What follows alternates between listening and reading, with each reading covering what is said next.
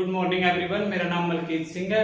आज हम बात करेंगे दूसरा तुर्क आक्रमण। तो सबसे पहले हम जानते हैं कि कल की क्लास में हमने क्या पढ़ा था। कल की क्लास में हमने किया था पहला तुर्क आक्रमण, जो किसने किया था? भारत पर मोहम्मद गजनवी ने, जिसने भारत पर 1717 हमले किए थे। क्यों किए थे? क्योंकि उसने दो वजह बनाई थी हमला करने की। एक तो वो इस्लाम धर्म का प्रचार करना चाहता था ज्यादा से ज्यादा, दूसरा वो मंदिरों में लूटपाट करना चाहता था क्योंकि मंदिरों में ही सबसे ज्यादा धन पाया जाता था। दूसरा जो धर्म था, जो अगर कोई पहले धर्म को नष्ट करेगा तभी जाकर अपना धर्म का प्रचार कर पाएगा। वो मूर्ति पूजन के बिल्कुल खिलाफ था, वो मूर्तियों को डिस्ट्रॉय करवा रहा था और अपने धर्म का प्रचार कर रहा था।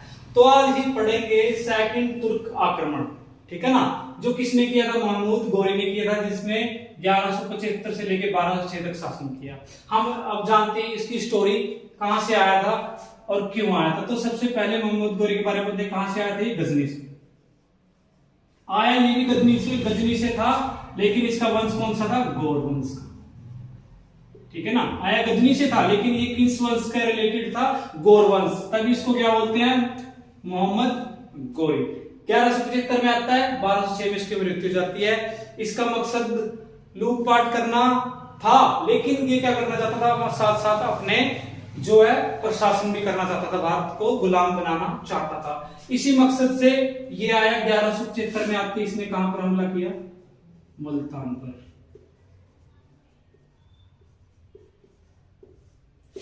मुल्तान में किसके ऊपर के? करामाती मुसलमान थे उधर,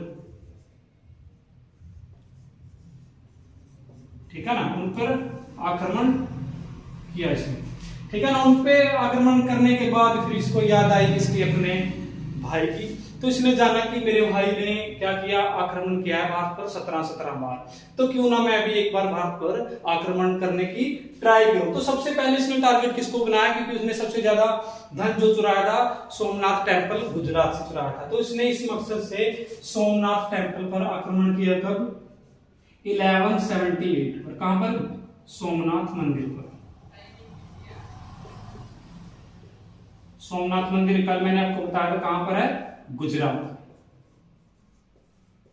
इस बेचारे की किस्मत खराब लगा लो, क्योंकि जिस टाइम सोमनाथ मंदिर पे इसने आक्रमण किया, उस टाइम जिस टाइम मोहम्मद गजनवी ने किया, उधर रूलर कौन कर रहा था? भीम पहला। और जब इसने किया तो वहां पर कौन चेंज हो गया था? भीम वन की जगह किसने ले ली थी? भीम सेकंड या मूलराज सेकंड, ठीक है ना। तो जब मोहम्मद गोरी ने सोमनाथ टेम्पल पर हमला किया, तो क्योंकि भीम सेकंड की क्या थी, जो सैनिक टुकड़ी थी वो इससे बड़ी थी, इसलिए भीम ने उल्टा हमला किस पर कर दिया? 1177 में गोरी पर, और इसको भगा दिया वहां से। और गोरी ने क्या सोचा कि जब तक भीम सेकंड रहेगा तो मैं गुजरात पर हमला करने की सोच भी नहीं सकता। तो सबसे पहला ही क्वेश्चन बनेगा कि महमूद गोरी सबसे पहली बार किसने हराया था? तो भीम सेकंड ने हराया था। और अगर आपसे जगह पूछे कौन सी है? माउंट आबू, ठीक है ना। सबसे पहली बार किससे हारा था महमूद गोरी? माउंट आबू की जगह पर हारा था। किससे? भीम सेकंड ने हराया था, जो कहां का रूलर हुआ करता था? गुजरात का। उसके बाद समझेंगे तो दोबारा क्या किया गोरी ने? कभी आक्रमण नहीं किया सोमनाथ मंदिर पे, जब तक किसने शासन किया? भीम सेकंड ने किया। और उसके बाद 1179 में या 1179 में इसने कहां पर अधिकार किया? सिंध और कश्मीर पर,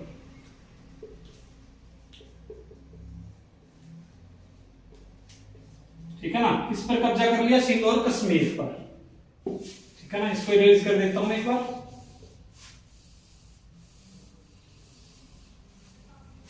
देखिए हम ये इधर लिख लेते हैं क्योंकि ये इंपॉर्टेंट है।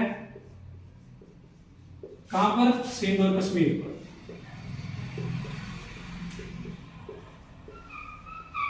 कश्मीर जिस टाइम इसने 1179 में कश्मीर और सिंध पर कब्जा किया, उसी टाइम क्या था? नॉर्थ इंडिया में एक वंश चल रहा था। नॉर्थ इंडिया में क्या चल रहा था? एक वंश चल रहा था जिसका नाम था चौहान वंश, ठीक है ना। कौन सा वंश चल रहा था? चौहान वंश, जिसका रूलर कौन था? पृथ्वीराज चौहान,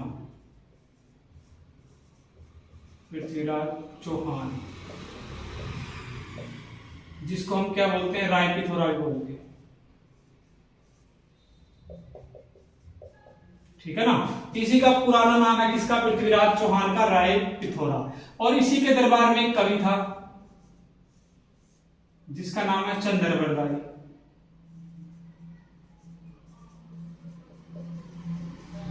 ठीक है ना, जो इसके दरबार में रहा करता था। इसने फेमस बुक लिखी है, इसकी बुक का नाम था पृथ्वीराज रासो।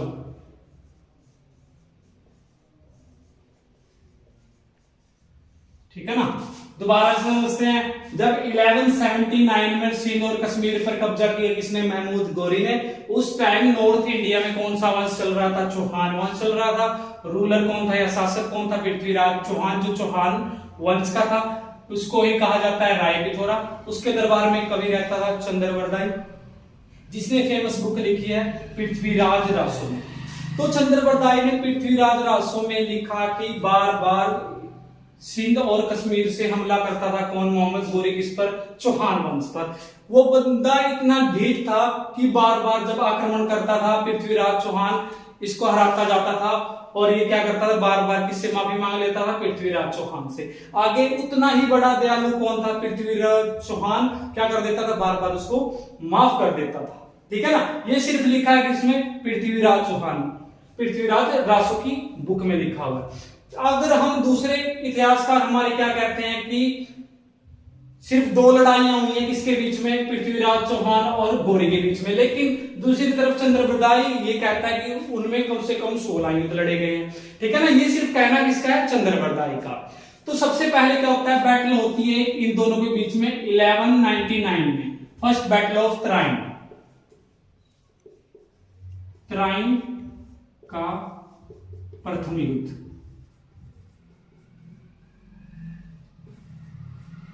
तराइन का प्रथम युद्ध किसके बीच में हुआ, गौरी और पृथ्वीराज के बीच। ठीक है ना। तो first battle of Tarain, Tarain कहां है, हरियाणा में है, जो लड़ा गया 1191 में, किसके बीच में, गौरी और पृथ्वीराज। अगर इतिहासकारों की बात करें तो फर्स्ट बैटल थी, मतलब पृथ्वीराज चौहान पहली बार सामने था किसके, गौरी के। अगर पृथ्वीराज रासो में चंद्रबरदाई की माने तो ये 17वीं बार आमने सामने थे। ठीक है ना। उसके बाद क्या हुआ, जब उसने गौरी को हरा दिया, गौरी हार गया जब पृथ्वीराज चौहान से, तो बार बार हारता था, माफी मांगता था, वापस लौट गया था ये कहां पर, गजनवी। ठीक है ना। उसके बाद क्या हुआ, एक और पढ़ेंगे हम, इसको थोड़ा इरेज कर देता हूं।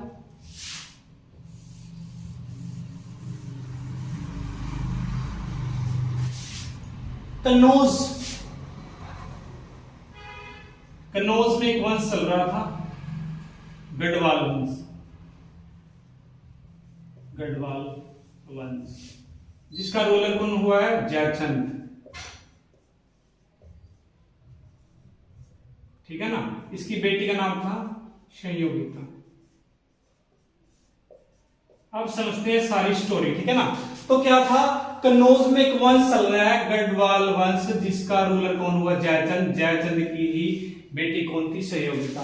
एक तरफ दूसरी क्या हुआ, गौरी से ध्यान हटके किसका, पृथ्वीराज चौहान का, कहा दूसरी गौरी पे लग गया, जिसका नाम था संयोगिता। संयोगिता से ही प्यार कर बैठा कौन, पृथ्वीराज चौहान। ठीक है ना। उससे वो शादी करना चाहता था, लेकिन जयचंद को ये बिल्कुल पसंद नहीं था। एक दिन क्या हुआ, जयचंद ने एक स्वयंवर चाहा। पुराने टाइम में स्वयंवर होता था लड़कियों का, मतलब जिसमें ज्यादा भी ताकतवर होता था, जिसके हिसाब से उसकी शादी कर देती थी। एक दिन स्वयंवर चाहा किसने, जयचंद ने, लेकिन किसको नहीं बुलाया, पृथ्वीराज चौहान को उसमें नहीं बुलाया। इस बात का है, इस बात को ही दिल पे कौन ले गया, पृथ्वीराज चौहान ले गया। तो उसने क्या किया, वो भरे स्वयंवर से किसको उठा के लेके आया, संयोगिता को। ठीक है ना। और इस बात का गुस्सा किसको हुआ, उसके पिताजी को, जयचंद को। इसी बात से उसने क्या कसम खाई कि मैं पृथ्वीराज चौहान से क्या लूंगा, बदला लूंगा। इसी चक्कर में सबसे बड़ा, हमारे इतिहास का सबसे बड़ा उलटफेर किस युद्ध में माना जाता है, second battle of Tarain, Tarain का दूसरा युद्ध का दूसरा युद्ध, जो किसके बीच में लड़ा गया, सेम प्रोसीजर था गोरी और पृथ्वीराज चौहान में, लेकिन कौन हारा, पृथ्वीराज चौहान। किसकी वजह से, जयचंद की वजह से, क्योंकि जयचंद के ही साथ कौन मिल गया था, महमूद गौरी। इन दोनों ने किसको हरा दिया था, पृथ्वीराज चौहान को। अब देखो हम कॉन्सेप्ट समझते हैं क्यों। अगर हमारे इतिहास क्या करते हैं कि दूसरी बार कौन आमने सामने थे, पृथ्वीराज चौहान और गौरी। अगर चंद्रबरदाई की बात करें तो क्योंकि पहले ही दूसरे ही युद्ध में क्या कर दिया था, मोहम्मद गौरी ने पृथ्वीराज चौहान को मार दिया था। लेकिन ऐसा कौन नहीं मानता, चंद्रबरदाई, क्योंकि चंद्रबरदाई ने अपनी बुक में लिखा है कि तराइन के दूसरे युद्ध में पृथ्वीराज चौहान को उसने मारा नहीं था, बल्कि क्या कर दिया था, हम दोनों को किडनैप करके वो कहां ले गया था, गजनी ले गया था। ठीक है ना। उसके बाद क्या कहा था, एक दिन उतर खेल कूद के मतलब आयोजन किया गया था, तो चंद्रबरदाई ने उससे कहा था कि जो मेरा दोस्त है उसको क्या होता है, शब्दवेदी बाण चलाना आता है। वो क्या होता है, अगर कोई आवाज देता है ना, उसकी आवाज सुनकर हम क्या कर देते हैं, तीर चला देते हैं। ठीक है। तो उसने क्या किया, जब वो पृथ्वीराज चौहान गौरी की आंखों में आंखें डालकर देख रहा था, तो ये बात किसको पसंद नहीं आई, गौरी को। तो गौरी ने उससे क्या कहा, तुम अपनी आंखें नीची करो। लेकिन इधर पृथ्वीराज चौहान भी निडर था, तो उसने आंखें नीची नहीं की, इसलिए गौरी ने उसकी क्या करवा दी, आंखें निकलवा दी। तो जब उसने कहा कि शब्दवेदी बाण आता है, तो उसने क्या किया, एक मौका दिया गौरी ने, किसको, पृथ्वीराज चौहान को। जब चंद्रबरदाई ने उससे कहा कि उस टाइम एक दोहा बोला था, और जब उसने उससे कहा कि जब मैं हाँ बोलूंगा तभी क्या चलाना है, शब्दवेदी बाण चलाना है। जब उसने हाँ बोली, किसने, गौरी ने, तो उसी टाइम आवाज का आकर्षित करते हुए क्या किया, उसने तीर चला दिया, जो तीर किसकी छाती में लगा था, गौरी के, और उसकी क्या होगी, मौत होगी। लेकिन सिर्फ ये मानना किसका है, चंद्रबरदाई का। देखो इस सभी घटनाओं के पात्र और घटनाएं काल्पनिक है, जिसका इनसे कोई लेना देना नहीं है। सिर्फ क्या समझते हैं हम, इतिहासकार की मानते हैं, ना कि चंद्रबरदाई की में। सिर्फ चंद्रबरदाई ने अपनी ही बुक में लिखा है जो पृथ्वीराज दासों की ये बातें। लेकिन दूसरी इतिहासकार की माने तो पहले सेकंड युद्ध में ही मार दिया था गौरी ने, किसको, पृथ्वीराज चौहान। किसके पीछे वजह सी, क्योंकि आज भी पृथ्वीराज चौहान को हम महान मानते हैं, ताकि उसकी रेपुटेशन खराब ना हो, तभी हमने क्या किया, बुक में उस चीज को रखा गया। ठीक है ना। उसके बाद क्या होगा, उसके बाद पढ़ते हैं। अब देखो किसकी बारी आएगी, जयचंद की। जयचंद उसका कोई रिश्तेदार नहीं था, ना उससे कोई मतलब था, सिर्फ काम निकलवाना था, किससे, जयचंद से। इसी मुद्दे में अब किसकी बारी आएगी, जयचंद की। क्योंकि आपने पढ़ा होगा कहीं पे, घर का भेदी लंका ढाहे। अब बारी किसकी है, जयचंद की। क्योंकि इसका अपना तो उल्लू सीधा हो गया था, लेकिन बचा कौन था, जयचंद। तो बैटल होती है 1194 में चंदावर का युद्ध, चंदावर का युद्ध किसके बीच में हुआ था, जयचंद और गौरी। ठीक है ना। और इसमें किसकी हत्या करवा दी, गौरी ने जयचंद की। और देखो उसके बाद हम क्या पढ़ते हैं, गौरी वापस चला गया गजनी। गौरी के दरबार में 4 इसके गुलाम थे। पहले हम समझते हैं गुलाम क्या होता है। पुराने टाइम में क्या होता था, जब भी कोई भी राजा या रूलर क्या करता था, कहीं पर भी हमला करता, तो वहां पर जो भी बंदे होते थे उनको अपने साथ ले लेता, जिसमें जितनी अच्छी क्वालिटी होगी वो उसको रख लेता था, या उसको अपना दामाद बना लेता था। उसी को क्या बोलते हैं हम, गुलाम। इसके ही 4 गुलाम हुए, 4 गुलाम हुए। इसके कौन कौन से, पहला था कुतुबुद्दीन ऐबक, कुतुबुद्दीन ऐबक। दूसरा हुआ कुबाचा, तीसरा यल्दौज, फोर्थ वाला होता है बख्तियार खिलजी। देखो पहले हम इन तीनों को भूल जाते हैं, ठीक है ना, कुछ टाइम के लिए। इस नामुराद को याद रखते हैं, जो कौन हुआ, बख्तियार खिलजी। आपसे पहला ही क्वेश्चन बनेगा कि नालंदा यूनिवर्सिटी डिस्ट्रॉय किसने करवाई थी, बख्तियार खिलजी ने। लगातार कम से कम 6 महीनों तक आग जली थी। नालंदा यूनिवर्सिटी को डिस्ट्रॉय करवाने वाला ही कौन हुआ है, बख्तियार खिलजी, जो किसका गुलाम था, मोहम्मद गौरी का। अगर पूछे कब करवाई डिस्ट्रॉय, 1204 में डिस्ट्रॉय करवाई थी। दूसरा क्वेश्चन बनेगा कि भारत की सबसे पुरानी यूनिवर्सिटी कौन सी मानी जाती है, तो आएगी तक्षशिला यूनिवर्सिटी, जो आज कहां चली गई है, पाकिस्तान में चली गई है। अगर प्रेजेंट इंडिया की सबसे पुरानी यूनिवर्सिटी कौन सी कहलाएगी, नालंदा यूनिवर्सिटी, जो बिहार के अंदर है। ठीक है ना, ये था ओवरव्यू थोड़ा इसका, और इसके बाद जानेंगे हम क्या हुआ था गौरी के ऊपर। ठीक है ना, अगर आपको किसी को भी अभी तक का कोई भी डाउट हो रहा है ना, तो कमेंट बॉक्स में आप लिखकर जरूर बता दिया करो। ठीक है ना, उसके बाद हमने पढ़ना स्टार्ट किया था 1199 में क्या हुआ था, एक मशहूर बिल्डिंग बनी थी जिसको आज हम कुतुब मीनार के नाम से जानते हैं। मीनार, देखो सबसे पहले आपके मन में एक सवाल उठ रहा होगा कि कुतुब मीनार इतनी लंबी है, तो कुतुब मीनार को क्यों बनवाया किसी ने, क्या होता है इतनी लंबी बिल्डिंग बनवाने का। तो पहले समझते हैं कि कुतुब मीनार में टोटल कितनी स्टोरी है, 5 स्टोरी। थोड़ा लंबा बना लेते हैं इसको। देखो 1st, 2nd, 3, 4, 5 टोटल कितनी स्टोरी है कुतुब मीनार में, 5 स्टोरी है।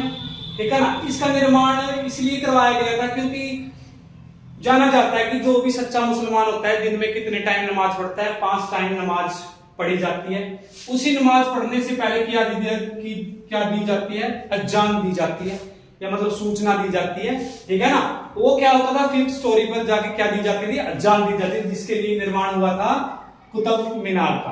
तो सबसे पहले जाने कुतुब मीनार का निर्माण करवाने वाला कौन हुआ, फर्स्ट गुलाम कौन है उसका, कुतुबुद्दीन ऐबक।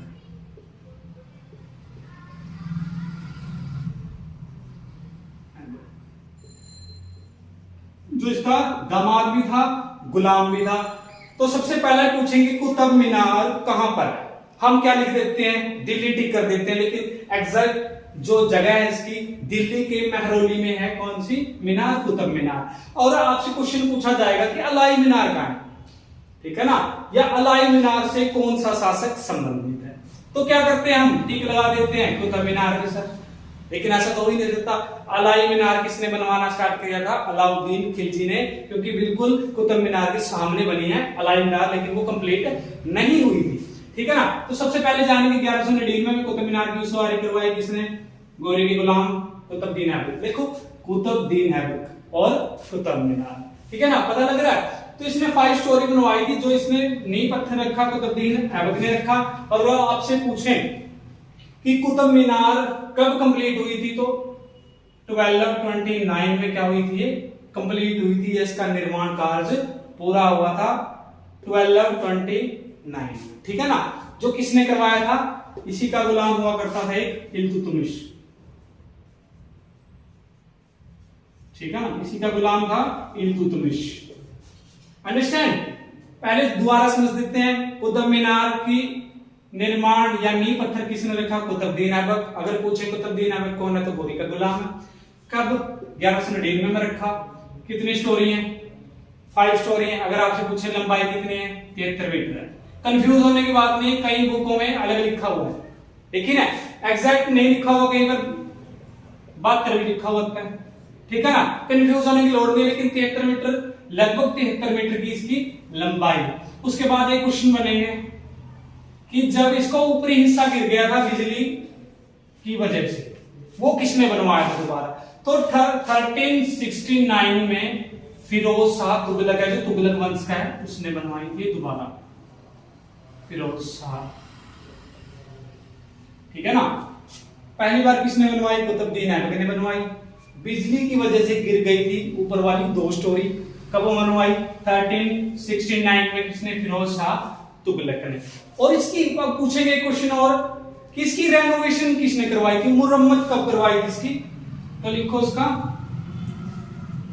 कंट्रीब्यूशन जाता है किसको, 1489 में करवाई थी सिकंदर लोदी। देखो इस पॉइंट ऑफ व्यू से बहुत सारे क्वेश्चन बनेंगे, जो है कुतुब मीनार किसने बनवाई, कुतुबुद्दीन ऐबक ने। पूरी किसने करवाई, इसके गुलाम इल्तुतमिश ने करवाई। रेनोवेशन किसने करवाई, 1489 में सिकंदर लोदी ने करवाई। पहली बार इसकी मुरम्मत किसने करवाई, या इसको दोबारा बनवाया था? अभी फिरोज शाह तुगलक ने बनवाया। उसके बाद देखो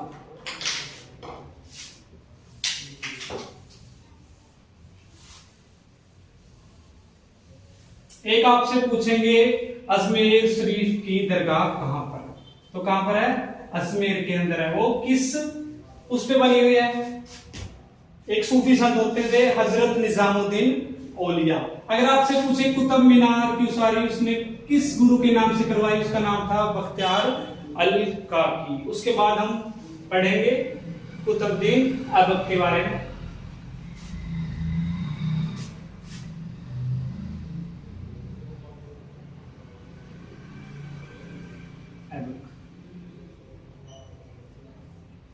जिसका शासनकाल रहा 1206 से 1210 तक, ठीक है ना। अब आपको थोड़ा पीछे लेके चलता हूं। मोहम्मद गोरी अब तक मरा नहीं है।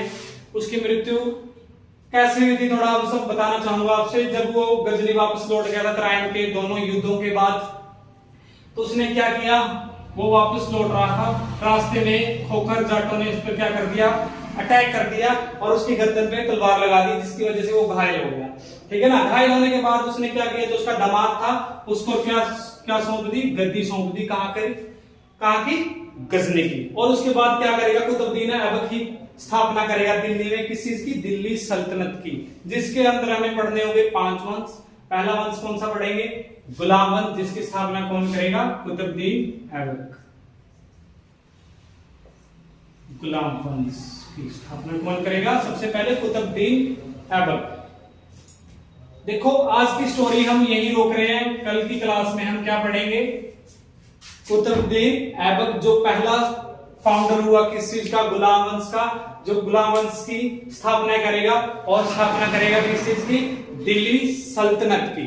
देखो कोई भी कंफ्यूजन हो किसी भी बच्चे को, कल भी मैंने आपको बताया था कि ये कॉन्सेप्ट होता है, सिर्फ हमको समझना। इससे रिलेटेड जितने भी क्वेश्चन आएंगे मैं साथ ही आपको बता रहा हूं कि कौन सा क्वेश्चन कहां से बनने के ज्यादा चांसेस होते हैं, ठीक है ना। कोई भी कंफ्यूजन लगे किसी भी बच्चे को किसी तरह का, तो आप कमेंट बॉक्स में जरूर बताएं। यहीं की स्टोरी हम यहीं पर रोकते हैं, कल यहीं से कंटिन्यू करेंगे। Thank you everyone.